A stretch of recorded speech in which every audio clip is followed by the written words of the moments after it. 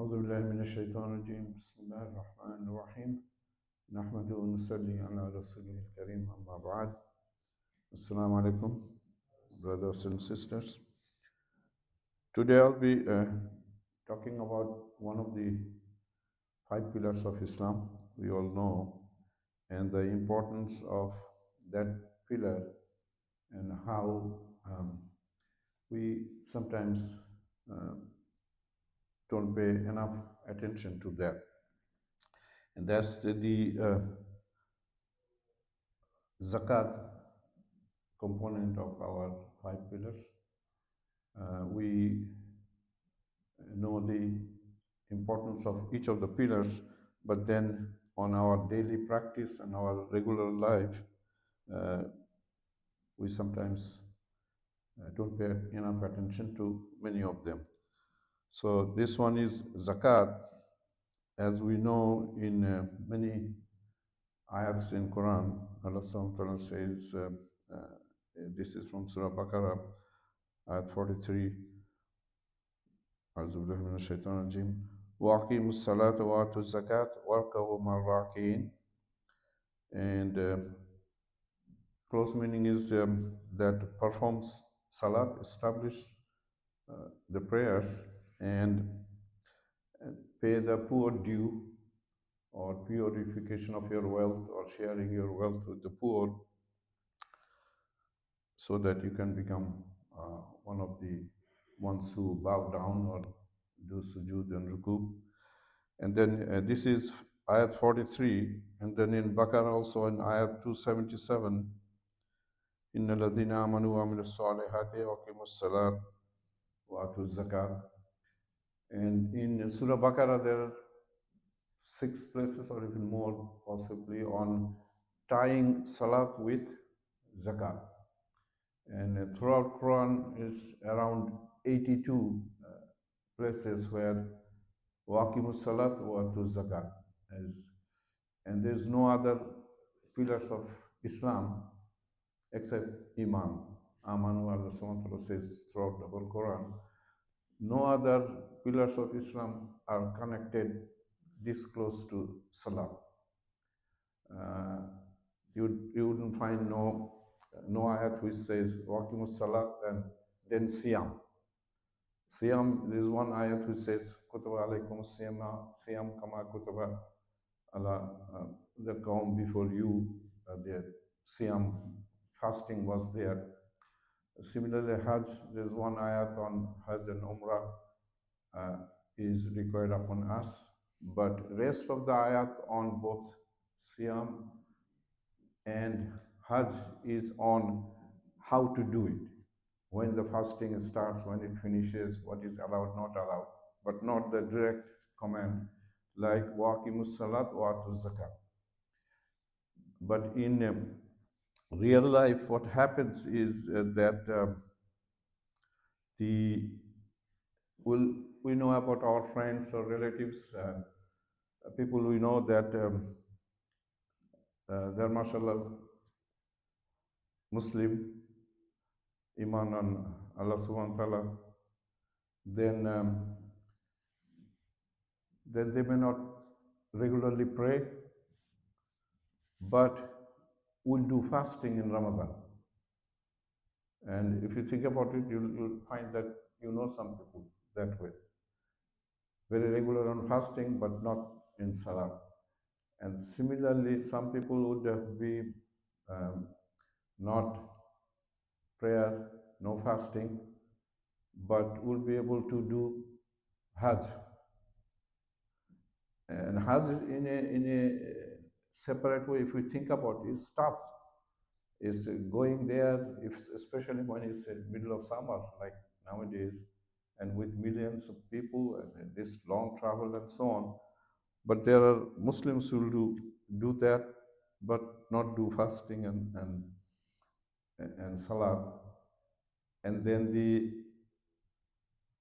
vast majority who does salat, fasting, Hajj, in case of zakat, have all kinds of weakness. That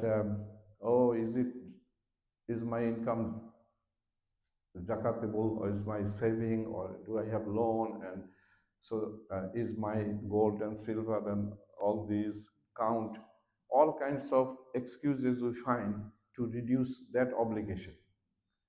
And just like prayer and psalm, Hajj, our all our actions are on us, individual. Nobody implements that.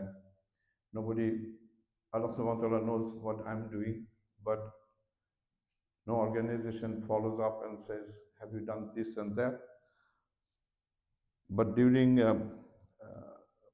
Prophet's time, regarding zakat, there has been um, incidents that Rasulullah sent people to collect zakat from certain tribes, like uh, this brother was mentioning an incident, and in Surah Hujurat, the ayat 6, 7, that the ayat says that don't rely on information without verifying it, and don't take any action which will create division amongst Muslims.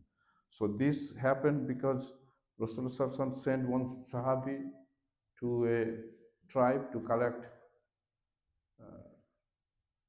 zakat money, and then in going there was misunderstanding. The tribe was ready to receive this representative Prophet ﷺ and give him all the zakat money. So they came out of their village and were ready to receive them. But this Sahabi had some problem with that tribe before, so he thought that they are waiting to um, harm him. So he came back and told Rasulullah that I saw that they are all outside their village waiting for me to go there, and they will kill me or harm me. So Rasulullah was confused with this information, and then Allah subhanahu wa ta'ala sent that ayat that don't, without verification, don't take action which will create division. So the zakat was so important that Rasulullah sent somebody to check on that. Similarly, during Hazrat Abu Bakr's time, there was some Muslim tribes refused to pay zakat. So he was ready to be tough. Umar Radhalanu said that these are new Muslims, go easy on them, don't implement tough measures, which is Abu Bakr says that I'm ready to fight if they don't pay zakat. And the situation was such that Umar Radhalanu, who is usually much tougher, advised Abu Bakr Radhalanu, please go easy. It will work out. Abu Bakr said, no, if they don't pay zakat, I'm going to go and fight them. So these two examples tells us the importance of this pillar of Islam. There's no incident where Abu Bakr is sending army to implement fasting or to implement Hajj. That tribe is not attending Hajj that much, or that tribe is not doing fasting. But for zakat, these are serious examples of why it's important for sharing our surplus wealth with the community, with the needy people. Nowadays, eh, big studies on economic crisis of the whole world, when there is so much surplus wealth and food and everything throughout the world, but still people are suffering, millions and millions of people. And there are some economists who have shown that if Muslims will pay their zakah properly, then all economic disparity on hunger and so on will vanish because of this 2.5% on our wealth.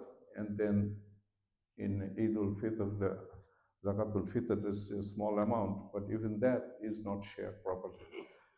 So in conclusion, I want to mention that even the way we learned, especially back in the South Asia, Pakistan, India, Bangladesh, that what is five pillars? Iman, then Salat, so in Indian subcontinent is namaz, then is fasting, Hajj, Zakat is at the end. Whereas the ayats and this background I mentioned, Zakat should be right after Salah.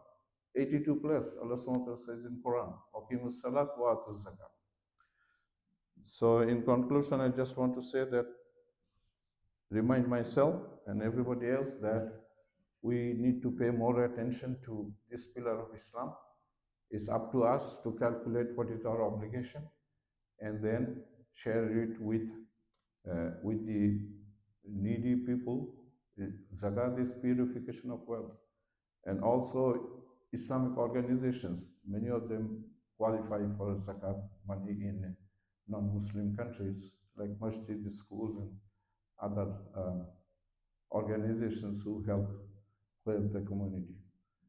So I pray to Allah subhanahu wa ta'ala that Allah give us the strength to be faithful on the important pillars of Islam.